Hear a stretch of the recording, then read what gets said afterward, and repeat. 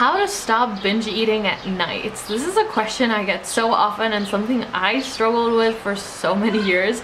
So in today's video, I'm going to break down some ideas on how you can actually stop binge eating at nights so that you can start losing fat and making progress with your body in the way that you truly want to be making. What's up, Area Tribe? Welcome back to Area TV, where I upload new videos every Wednesday at 7 p.m. Eastern European time. And if you don't know that by now, it's probably because you haven't subscribed to the channel yet.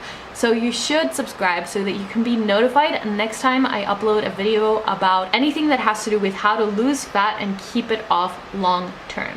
So the other day I was on my Instagram and I asked you what kind of video you want me to make, what it is that you really feel like is holding you back from losing fat and toning up all over. And the thing that came up the most was how to stop binge eating at nights, especially at nights. So in today's video, I'm going to share with you how you can actually do that, and let's jump right into it. You might hate me for this, but my best tip that I found really worked for me and for most of my clients is to just, instead of focusing on how it is that you can stop binge eating at night, is you can just shift your calories towards the nighttime and also shift your workout towards the nighttime, so you're actually making progress by eating more at night. I personally really like eating at nights, and I don't really enjoy eating a lot of calories within my day because I like to keep myself busy, I like to do things, and that's just such a simple way to actually eat a lot, enjoy yourself while you're eating, not feel that guilt, and still make progress towards your goals. Now, it's a little bit different if you're binging on like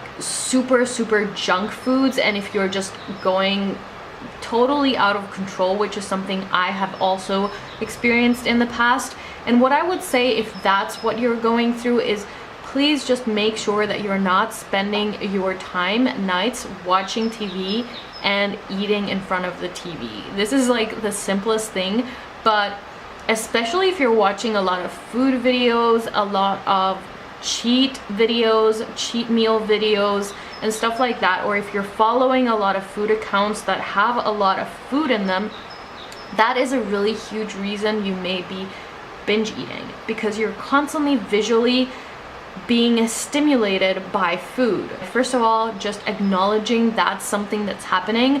Really notice that you might be watching TV and eating. Really notice what kind of videos, what kind of images you're exposing yourself to.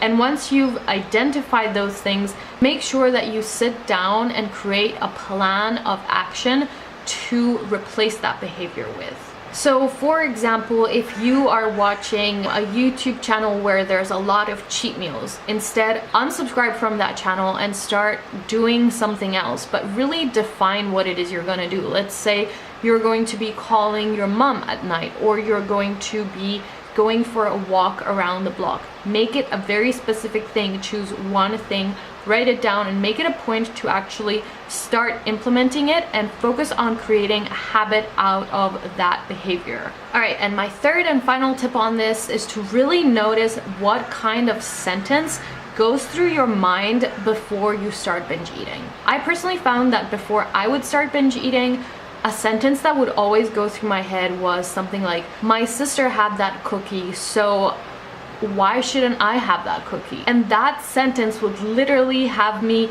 give into my craving and completely let go all of the time, because then all these sentences would keep coming in my head like, oh, but this person that I was watching on YouTube could eat all these calories and they still would stay lean.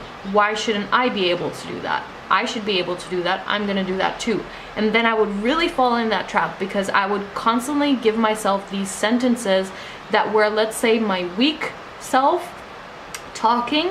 And once I really identified those sentences, wrote them down, and then really replaced them with a new sentence, I really started to become so much more aware that those thoughts were going through my head, and I started replacing them with these new thoughts, which helped me really see progress. So here's an example of how I would personally do this. So one of my sentences was always, well, my dad had this thing, or my sister had this cookie, why shouldn't I be able to have that? And the new sentence I replaced that with was, I have completely different goals than my sister and my dad, and while they may not have the goal to lose fat or tone up, that's my personal goal. So if I want to have a different result than they have, I need to be doing something completely different than them. So what I really recommend here is that you write down the 3 top sentences that pop in your mind right before you binge, and then come up with the counter thing of what it is you're going to replace that thought with, so that you can actually start making progress on your goals and have something as a comeback to yourself, so that you can stop that binge and actually start doing what you should be doing. Now, if you're not sure if what you're doing personally with your eating or your workout is working for you, and you want to win a free Instagram audit from me where I kind of break down your eating or your workout and give you feedback on what I would change if I were your coach, so that you can actually start losing fat and toning up in the way you want to,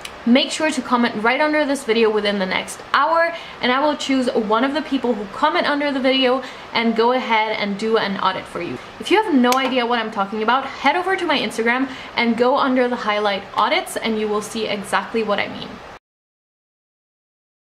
That's all for today, Area Tribe. Thank you so much for tuning in. I really do appreciate it. Until next time, remember that creating a body you love will help you become a happier version of yourself, so that you can serve others more fully, make the impact you were born to make, and live your life to your highest potential. Until next time, cheers.